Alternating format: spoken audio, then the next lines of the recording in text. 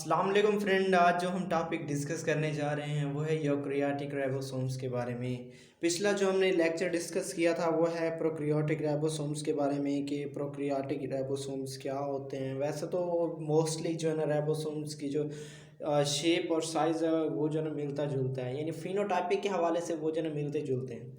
लेकिन जो है ना अब उसमें जो यूकैरियोटिक राइबोसोम्स है उसमें कम्प्लेक्सिटी पाई जाती है, वो सिंपल होता है। उसमें यूनिट्स में जो प्रोटीन या राइबोसोमल आरएनए की कंपोजिशन थी वो स्मॉल थी। इधर जो ना बहुत जो है ना वो होगा, यानी कम्प्लेक्स होगा। तो आज हम उसे डिस्कस करने जा रहे हैं। अगर आप लोग नए हो तो बस ऐसा समझो कि वेट ना करें और चैनल सब्सक्राइब कर दें। तो आगे उसके बाद लेट्स अपने टॉपिक की तरफ चलते हैं। तो ये चीज़ें आपने देखी हुई होंगी कि जो ना राइबोसोम्स है, ठीक है, वो दो यूनिट्स पर मुश्तमिल होता है कि लार्जर और स्मॉलर सब यूनिट पर मुश्तमिल होता है। यही एक्चुअली ये बात मैं पहले भी डिस्कस कर चुका हूँ कि ये साइटोप्लाज्म में जो ना या फिर मैट्रिक्स में क्या होते हैं, इंडिपेंडेंटली जो ना ये पड़े होते हैं, यानी सेपरेटेड फॉर्म में होते हैं। ठीक है, जब प्रोटीन की सिंथेसिस हो करवानी हो तो फिर ये दोनों यूनिट्स क्या होते हैं, आपस में मिलते हैं। और हमने ये भी डिस्कस किया था कि ये जो ना साइटोप्लाज्मिक प्रोटीन जो साइटोप्लाज्मिक राइबोसोम्स भी मौजूद होते हैं, और साथ में कौन से मेम्ब्रेन प्लाज्मा मेम्ब्रेन के ऊपर भी जो ना प्रोटीन मौजूद होते हैं। जो प्लाज्मा मेम्ब्रेन के ऊपर मौजूद होते हैं वो सेल से बाहर ले जाते हैं, मतलब एक्सोसाइटोसिस के ज़रिए जो ना वो प्रोटीन की जो ना उसे यानी उससे क्या कर रहे होते हैं, पहुँचा रहे होते हैं। और जो सेल के अंदर जो ना प्रोटीन की सिंथेसिस भी हो रही होती है साइटोप्लाज्म यानी मैट्रिक्स के अंदर, यानी उसका जो राइबोसोम है सेल यानी साइटोप्लाज्म का जो मैट्रिक्स है वहाँ भी क्या हो रहा होता है, प्रोटीन की सिंथेसिस हो रही होती है। मतलब सेंटर में साइटोप्लाज्म है ना, एक सेल है साइटोप्लाज्म के अंदर। ठीक है, तो आपको पता है कि राइबोसोम्स हैं क्या, ये हम सब कुछ डिस्कस कर चुके हैं कि जो ना राइबोसोम्स का मेन फंक्शन क्या होता है, प्रोटीन की सिंथेसिस होती है। वही प्रोटीन की सिंथेसिस एक्चुअली क्या कहलाता है, ट्रांसलेशन कहलाता है। और आपको पता है कि जो ना अब राइबोसोम्स है उसने क्या करना है, राइबोसोम्स का जो कंपोजिशन है वो किस पर होता है, राइबोसोमल आरएनए और प्रोटीन पर मुश्तमिल होता है। राइबोसोमल आरएनए, ठीक है, उसके पास अमीनो एसिलेटेड ट्रांसफर आरएनएज मौजूद होते हैं। ठीक है, अब ट्रांसफरेज आरएनए क्या करते हैं कि जो ना स्पेसिफिक आरएनए, ठीक है, जो कि स्पेसिफिक अमीनो एसिड रखता है उसे क्या करते हैं, सिलेक्ट करते हैं।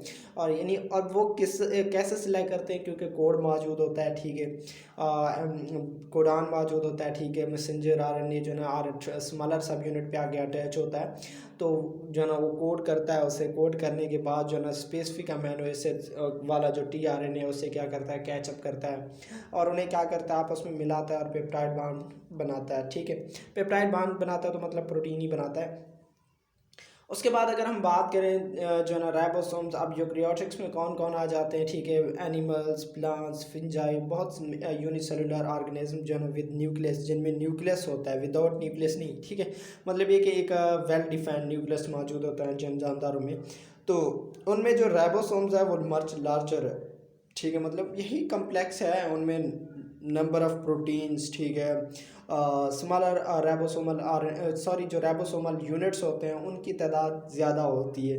ठीक है, तो इस वजह से जो ना ये उनमें लार्जर होते हैं, मतलब ज़्यादा होते हैं, उनकी कंपोजिशन क्या होती है, ज़्यादा होती है। ठीक है, और अगर ज़्यादा होगे तो फंक्शन भी ज़्यादा ही परफॉर्म करेंगे। उसके बाद जो ना अगर आप हमारा जो राइबोसोमल जो यूनिट है, ठीक है, यूकैरियोट्स में, ठीक है, और इसका फंक्शन क्या होता है कि सॉरी ये जो ना 80S का होता है, 80 सेविटबर्ग यूनिट का होता है। ठीक है, और ये सेविटबर्ग 80 सेविटबर्ग हम इसे क्यों कहते हैं, ये टॉपिक हम पिछले भी डिस्कस कर चुके हैं कि हाउ 30 + 50 = 70। ठीक है, 30 और 50 जो है किसके कैसे इक्वल होते हैं, तो हमने ये कहा था कि ये जो सेंट्रीफ्यूज मशीन में हम क्या करते हैं, जब स्पैनिंग करते हैं तो जो स्मॉलर यूनिट है वो सबसे ऊपर ठहरता है, उसके नीचे जो ना लार्जर, और उसके बाद जो ना एक राइबोसोमल जो पूरा यूनिट है राइबोसोम वो ठहरता है। ठीक है, यानी दोनों लार्ज और स्मॉल जब दोनों एक साथ हों तो उनकी जो ना कंपोजिशन वो होती है, यानी वहाँ जाके ठहरते हैं 87 वर्ग के। सॉरी मैं यहाँ आपको लिख भी दूँ कि जो सॉरी मैं यहाँ शॉर्ट करने की कोशिश कर रहा हूँ, स्मॉलर होता है। ठीक है, एक मिनट में येलो कलर कर रहा हूँ इसे ताकि अच्छी तरह से वो हो। एक मिनट, सॉरी, कहाँ थे, हाँ यहाँ थे। हाँ तो ये जो ना हम येलो कलर कर लेते ताकि अच्छी तरह जो स्मॉलर होता है, ठीक है, वो कितना होता है 40 होता है, ठीक है, जैसे कि यहाँ लिखा हुआ है। और जो लार्जर होता है वो कितना होता है 80 होता है, ठीक है। वैसे तो इसे 100 होना, सॉरी, लार्जर कितना होता है 60 होता है, ठीक है। तो वैसे इसे कितना होना चाहिए था 100 होना चाहिए था, लेकिन ये कितना होता है 80 होता है। तो वजह ये है कि जो ना अब इनकी जो यानी उस मशीन में सेंट्रीफ्यूज में जब इनकी स्पैनिंग होती है इस तरह से, ठीक है, यानी ये ऐसे घूम रहा होता है, ठीक है, ऐसे घूम रहा होता है राउंड, ऐसे घूम रहा होता है, तो ये जो ना यूनिट्स की जो कंपोजिशन है वो डिफरेंट हो जाती है। तो यहाँ कौन सा आ जाता है 40 वाला आ जाता है, यहाँ कौन सा आ जाता है 60 वाला, और 80 वाला यहाँ आ जाता है, ठीक है। तो मतलब ये कि जैसे घूमता है ना, तो जितना वो कहते हैं जितना कम्प्लेक्स मटेरियल होगा या जितना कम्पैक्ट मटेरियल होगा, जितना जिसका मॉलिक्यूलर वेट हाई होगा, उसका जो सेविटबर्ग यूनिट है वो क्या होगा, हाई होगा, ठीक है। तो जो स्मॉलर यूनिट है वो इस यानी 40s पे जाके ठहरता है, और जो लार्जर होता है वो 60s पे जाके ठहरता है, और 80 कौन सा ठहरता है, और जो रेबोसोम पूरा यूनिट है, पूरा रेबोसोम मतलब स्मॉलर और लार्जर रेबोसोम जब दोनों मिलते हैं तो वो किस जगह पे ठहरते हैं, जाके 80s पे जाके ठहरते हैं। उसके बाद आपको पता है कि जो राइबोसोम्स हैं, ठीक है, उसमें जो प्रोटीन्स होती हैं, ठीक है, या आपको पता है कि जब बहुत सारे राइबोसोम्स आपस में, सॉरी, जो ना बहुत सारे राइबोसोमल न्यूक्लियोटाइड्स क्या होते हैं आपस में मिलते हैं, ठीक है, तो वो क्या करते हैं कि प्रोटीन है ना ये, सॉरी, जो यूकैरियोटिक है, इनमें क्या होती है कम्प्लेक्सिटी होती है, ठीक है। तो इसमें इनका फंक्शंस क्या होता है, जो राइबोसोमल आरएनए होता है, ठीक है, ये आपको पता है कि प्रोटीन और राइबोसोमल आरएनए का बना हुआ होता है, ठीक है, ये राइबोसोम्स, ठीक है। तो ये क्या करते हैं कि एक्चुअली जो, अब आपको मैं यहाँ से आपको थोड़ा सा डायग्राम के जरिए समझाता हूँ, ठीक है। ऐसा समझो ये आपका क्या है टीआरएनए है, जिसने आपके आपके क्या लाने जो अमीनो एसिड है, ठीक है।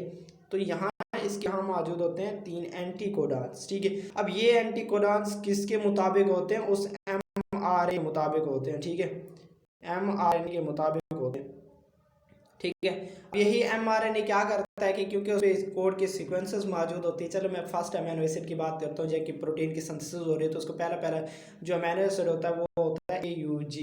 अब इस एयूजी का क्या काम होता है कि वो जो है किसको कोड करता है, ठीक है, स्टार्टिंग इनिशिएशन कोड पर काम कर, ये क्या करता है कि जो है ना अब यहाँ के अटैच होता है, तो यहाँ एंटीकोडॉन इसकी अपोजिट मौजूद है जो इसे क्या कोड करेगा, वो एंटीकोडॉन किसका होता है एक्चुअली राइबोसोमल आरएनए का होता है, ठीक है।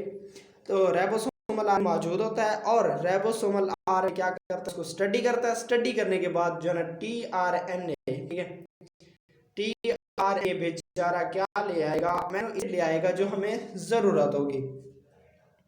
उसके बाद नेक्स्ट हम मूव करते हैं, और आपको पता है कि यही टीआरएनए की एक सीक्वेंसेस होती है, यानी आते हैं जाते हैं, ठीक है, और प्रोटीन की पॉलीपेप्टाइड की जो सिंथेसिस है वो कंटिन्यूस रहती है। तो अब हम थोड़ा सा लार्जर और स्मॉलर सब यूनिट को थोड़ा सा डिस्कस कर लें। ये जो ये साइड आपको नज़र आया, ठीक है, ये वाला, एक मैं कलर चेंज कर लेता हूँ। तो ये वाला साइड आपको नज़र आ रहा है, ये वाला, ये है स्मॉलर राइबोसोमल यूनिट, और ये कौन सा लार्जर राइबोसोमल यूनिट, ठीक है। तो उन्होंने ये शो किया हुआ है कि जो ब्लू कलर होता है ना, ठीक है, वो किस में प्रोटीन्स दोनों में होता है, बैक्टीरिया और यूकैरियोट्स में दोनों में होता है, लेकिन जो रेड होता है वो मोस्टली किस में होता है यूकैरियोट्स में होता है। इसी तरह से जो ना जो ऑरेंज कलर है वो भी क्या होता है, दोनों में होता है, प्रोकैरियोट्स और यूकैरियोट्स दोनों में होता है। तो ये क्या है, एक जो ना यूकैरियोटिक राइबोसोम्स का एक स्ट्रक्चर है, ठीक है। बाकी आपको पता है कि ये जो प्रोकैरियोटिक है यूकैरियोटिक है ये होमोलोगस स्ट्रक्चर है, ठीक है, मतलब ये कि मिलते जुलते हैं। ये अलग बात है कि यूकैरियोटिक की जो यूकैरियोटिक राइबोसोमल क्या होता है, मोर कम्प्लेक्स होता है दैन द प्रोकैरियोटिक राइबोसोम्स, ठीक है। अब इसमें ये होता है कि एक्चुअली जो अब लार्जर सब यूनिट्स हैं या जैसे भी हैं उनमें मज़ीद प्रोटीन की एडिशन होती है, जैसे कि अब हम आगे जाके डिस्कस करेंगे। उसमें एक्चुअली होता ये है कि जो ना वो जो राइबोसोमल यूनिट्स हैं वो और प्रोटीन्स उनकी एडिशन हो जाती है, ठीक है, उसी में मज़ीद जो है इंसर्शन या एक्सटेंशन होती है, ठीक है, प्रोटीन्स की। तो इस वजह से वो थोड़ा सा क्या हो जाते हैं, बड़े हो जाते हैं, ठीक है।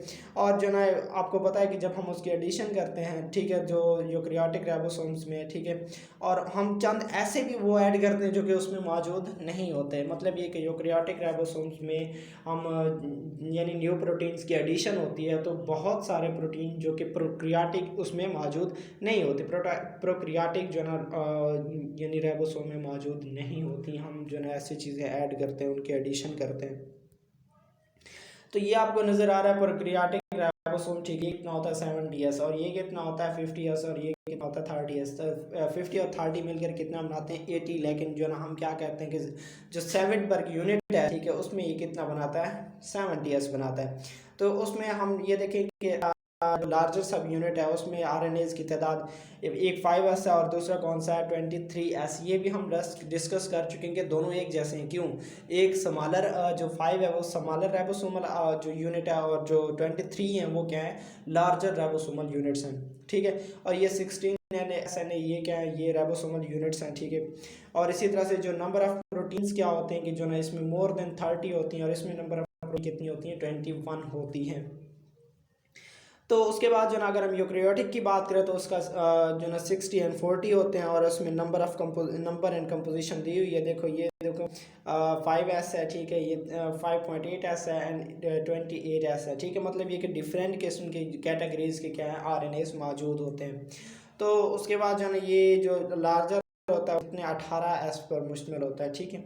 उसके बाद ये एक स्ट्रक्चर आपको नज़र आ रहा है, ठीक है, कि जो ना राइबोसोम्स है उसके स्मॉलर और लार्जर सब यूनिट्स हैं, ठीक है। अब इनके सेडिमेंटेशन कोफिशिएंट की बात करो, यूकैरियोटिक का 80% होता है, प्रोकैरियोटिक का 7% होता है। अब आगे मॉलिक्यूलर वेट है कि मॉलिक्यूलर कितना है इसका 3.2×10⁶ डाल्टन, और उसका कितना है 2.10⁶ डाल्टन, ठीक है। थोड़ा सा यानी इनमें डिफरेंस होता है। आप देखो यूकैरियोटिक का जो वो है ना, यूकैरियोटिक राइबोसोम कम्प्लेक्स है बनिस्बत उसके। अब इसका डायमीटर देखो कि ये 250-300 है, लेकिन इसका देखो 200 है, ठीक है। अब सेडिमेंटेशन कोफिशिएंट की बात करो कि इसका कितना होता है, लार्जर 60 होता है, स्मॉलर 50 होता है उसका।